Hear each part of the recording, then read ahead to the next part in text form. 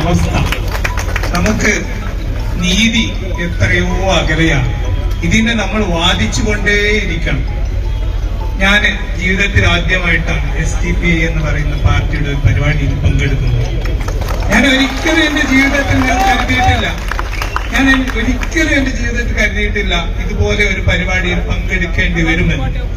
ഞാൻ പ്രവർത്തിച്ചത് ഞാൻ കേരളത്തിലാണ്.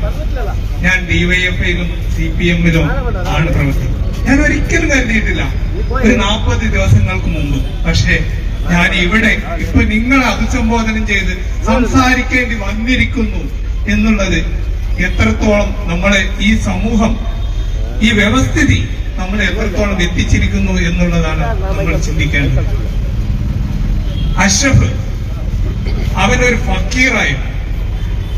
അവന്റെ ജീവിതത്തിൽ അവൻ വെള്ളം കുടിച്ച് വെള്ളം കുടിച്ച് നോമ്പ് അവസാനിപ്പിക്കും. അവൻ അത്രമേൽ ജീവിതത്തിൽ സൂക്ഷ്മത പകർത്തിയ ഒരാളാണ്. നിങ്ങൾക്കറിയാം, അവനിവിടെ സഹീദ് എന്ന് പറയുന്ന ഒരു വ്യക്തിയുടെ അടുത്താണ് അവൻ ഈ പ്ലാസ്റ്റിക് ബോട്ടുകളെല്ലാം കൊണ്ടുകൊടുത്തത്. അതിനവന് മറ്റുള്ള ബീർ ബോട്ടിൽ അതൊന്നും അവൻ എടുക്കില്ല. അവനെ ഇപ്പോ ഈ കേസിന്റെ ഭാഗമായിട്ട് അവന് ചികിത്സിച്ചിരുന്നത് ഞാനാണ്.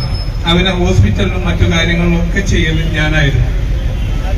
അവന് ഇതിന്റെ ഭാഗമായിട്ട് അവന്റെ മെഡിക്കൽ രേഖ നോക്കുമ്പോൾ അവൻക്ക് ഇങ്ങനത്തെ കാര്യങ്ങൾ അതിലവൻ പറയുന്നുണ്ട്. ഇങ്ങനെ ഈ ഫാസ്റ്റ് ബോട്ടുകൾ അതെല്ലാം പെറുക്കിയിട്ടാണ് ഞാൻ ഇങ്ങനെ കൊണ്ടുപോയി. എനിക്ക് അതാണ് ഇഷ്ടം. അവന് അത്രമേൽ ഫക്കീർ. കാരണം വെച്ചാൽ അവൻ നല്ല കട്ടിലിൽ കിടക്കില്ല. ഡ്രസ്സെല്ലാം ഞാനാ കൊടുക്കുന്നത്. ഞാൻ എറണാകുളത്താണ്. അവൻ എന്റെ ഒരു 3 മാസം മുമ്പ് എന്റെ അടുത്ത് വന്നിരുന്നു. അപ്പൊ നല്ല ഡ്രസ്സൊക്കെ കൊടുക്കുമ്പോൾ അതൊന്നും അവൻ ഉപയോഗിക്കില്ല. അവൻക്ക് ഇങ്ങനെ അങ്ങനെ അത്രയും ഫക്കീറായി ജീവിക്കാനായിരുന്നു അവൻ ആഗ്രഹിച്ചിരുന്നത്. ആ ഒരു വ്യക്തിയെ പ്രത്യേകിച്ച് ഒന്നിനും പോവാത്ത, അവനെ കുറിച്ച് ആർക്കും നമുക്കറിയാം. അവൻ പുൽപ്പള്ളി എന്ന് പറയുന്ന, വയനാട്ടിലെ പുൽപ്പള്ളി എന്ന് പറയുന്ന എല്ലാ മതക്കാരും ഉള്ള ഒരു സ്ഥലമാണ്.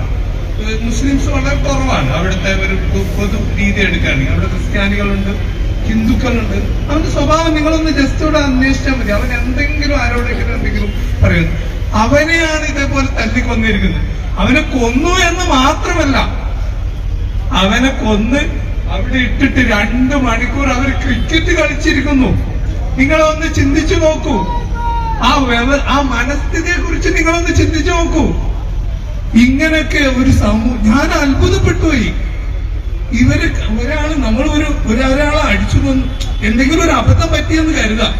എങ്കിലും അതൊന്ന് പോലീസ് സ്റ്റേഷനിൽ അല്ലെങ്കിൽ ഹോസ്പിറ്റലിലേക്ക് ഒന്ന് കൊണ്ടുപോയി നമ്മൾ അങ്ങനെയല്ലേ ചെയ്യാം. നിങ്ങൾക്ക് അങ്ങനെയല്ലേ ചെയ്യാം.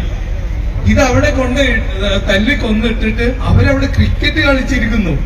എന്നിട്ട് ഒരു ദിവസം ഇത് എന്താ പറയാ, ഇത് ഒന്നും അല്ലാതാക്കാൻ വേണ്ടിയിട്ട്, അൺനാച്ചുറൽ ഡെത്ത് ആക്കാൻ വേണ്ടിയിട്ടാണ് അതിന് പരിശ്രമിക്കുന്നത്. അത് എത്രമേൽ ഇപ്പോ ഞങ്ങൾ ഇവിടുത്തെ അധികാരികളെല്ലാവരും കണ്ടതാണ്. ഇവിടുത്തെ സ്പീക്കറെ കണ്ടു, ഈ ജില്ലയുടെ ചുമതലയുള്ള മന്ത്രി ദിനേശ് ഗുണ്ടുറാവിനെ കണ്ടു, മുഖ്യമന്ത്രിനെയും ഞങ്ങൾ കണ്ടു. പക്ഷേ ഞാൻ പറയട്ടെ, നമുക്ക് പോരാടുകയല്ലാണ്ട് വേറെ നിവൃത്തിയില്ല. നമുക്ക് നീതിക്ക് വേണ്ടി പോരാടുകയല്ലാതെ നമുക്ക് ഒരു നിവൃത്തിയില്ല. കാരണം എന്ന് വെച്ചാൽ നമ്മളെ സംബന്ധിച്ച് ഞാൻ ആഴ്ചയിൽ 2 പ്രാവശ്യം ഇങ്ങോട്ട് വരും. കാരണം നമ്മുടെ എന്റെ സഹോദരൻ അൺഫോർച്ചുനേറ്റ് അവൻ